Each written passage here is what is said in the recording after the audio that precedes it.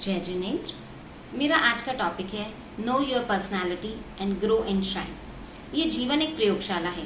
कैसे हम साइंस की लेबोरेटरी के अंदर रोज नए नए एक्सपेरिमेंट करते रहते हैं। कुछ एक्सपेरिमेंट सक्सेसफुल होते हैं, सफल हो जाते हैं, और कुछ असफल हो जाते हैं।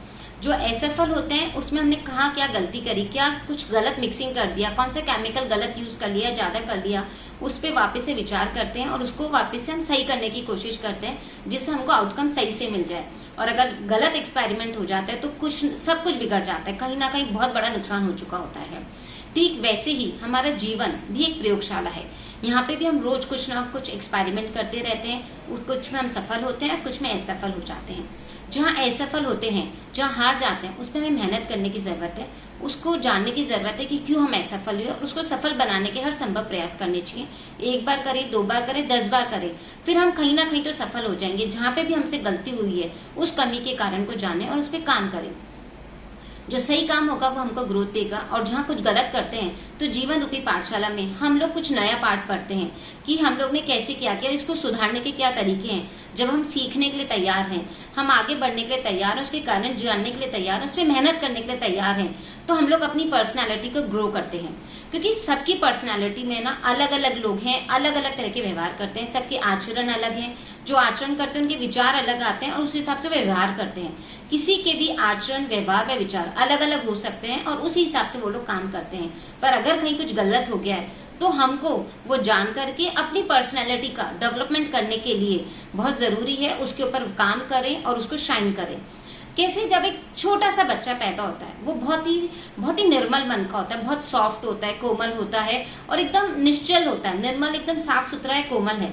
बट जैसे जैसे वो बड़ा होता जाता है, बढ़ता जाता है कि वो पढ़ाई में, स्कूल जाता है, कॉलेज जाता है, बिजनेस करने लगता है, कि हाउसवाइफ बनता है, कि खुद का कुछ भी काम कर रहा है, तो उसके मन के अंदर बहुत सारे विकार पैदा हो जाते हैं। क्रोध, मान, माया, ईर्ष्या, जलन, ईगो, ये सब चीजें उसके ऊपर एक लपेटती जा रही हैं और उसकी जो मेन अंदर की छवि थी उसके ऊपर एक नया ही रूप, नया ही आवरण चढ़ गया है। तो उसका बेसिक जो था वो तो हट चुका है। हमें उन्हीं बेसिक मूल्स जो है, जो बचपन में थे, उनके ऊपर काम करना है और आगे बढ़ना है। एक छोटी सी कहानी है। एक चित्रकार होता है और एक साधु होता है। चित्रकार को साधु बोलते हैं, मुझे तुम 2 तस्वीरें बना के दो जिसके अंदर एक हो भगवान की मूर्त, भगवान को तुम दर्शाओ, दूसरे के अंदर कोई राक्षस की मूर्त हो जो तुम राक्षस को दिखाओ कि कितना विकार है उसके अंदर। चित्रकार बोलते हैं मेरे लिए बहुत आसान है। वो जाता है, हर जगह देखता है कि भाई भगवान कैसा है, कैसा दिखता होगा, मैं कैसे अंकित करूं। मुझे साधु महाशय ने बोला है तो मुझे बहुत अच्छा बना करके देना है। बहुत मेहनत करके उसको एक छोटा सा बच्चा मिलता है तो बोलता है भगवान जरूर इनके जैसे ही होंगे, एकदम साफ सुथरे, निश्चल मन के हैं, बहुत कोमल है, तो भगवान की छवि हंसमुख, एकदम चंचल जैसे ऐसे ही होंगे। तो वो उस बच्चे की पेंटिंग बना लेते हैं। फिर वो राक्षस की प्रति ढूंढने के लिए इधर से उधर भटकता रहता है, बहुत मेहनत करता है, पर उसे एकदम गंदी छवि कोई नजर ही नहीं आती है। उसको ढूंढते ढूंढते साल, 2 साल, 5 साल, 10 साल बीत जाते हैं। आखिरकार 15 साल के बाद वो उसको एक राक्षस जैसा कोई आता हुआ नजर आता है, जो बहुत दूर से, बाल बड़े हैं, लंबी लंबी दाढ़ी है, पैरों और हाथों में जंजीरें जकड़ी हुई है। तो लगता है कि यार ये तो बहुत ही डरावना है, बहुत अजीब सा आदमी है और बहुत सारी पुलिस इसको पकड़ के लेके जा रही है, तो जरूर यही राक्षस है, तो मुझे इसकी प्रति बनानी चाहिए। तो चित्रकार उसकी एक बार रोक करके रिक्वेस्ट करता है कि भाई मुझे एक बार इसकी छवि बनानी है, 5 मिनट रुको। वो बनाने लगता है, बनाता है, तो वो जो राक्षस रूपी इंसान उसे दिख रहा था वो बहुत हंसता है और जोर जोर से हंसता है। तो चित्रकार बोलता है भाई क्यों हंस रहे हो?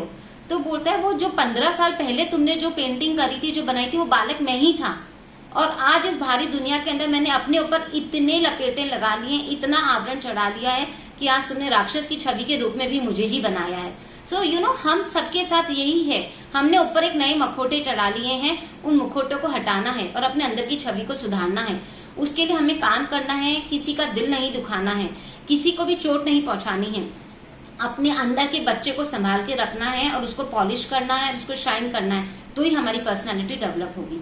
इसके लिए एक बहुत ही छोटा सा फॉर्मूला है, हमें एक डायरी मेंटेन करने की जरूरत है। एक रोज रात को दिन भर की जो भी काम हुए हैं, किसी का भी आपने दिल दुखाया है, किसी को चोट पहुंचाई है, किसी को हानि की है, वो उस डायरी में नोट करें। नोट करके ये सोचो मुझे इसको कैसे सुधार करना है। जब हम अपन उस पर काम करने लगेंगे ना तो हम अपना आप ही विजेता बन जाएंगे, हम अपने आप ही शाइन करेंगे, हमारी पर्सनैलिटी में एक अलग ही ग्रो आएगा। किसी का भी मन दुखाए वहीं पे सॉरी बोल दो, किसी को चोट पहुंचाइए उससे माफी मांग लो और उस पर काम करो कि मैंने ये चीज की है तो दोबारा मैं ये रिपीट नहीं करूं। तो बस it's a very simple magic to develop your personality, grow and shine. Just maintain the diary. Bye bye friends, thank you.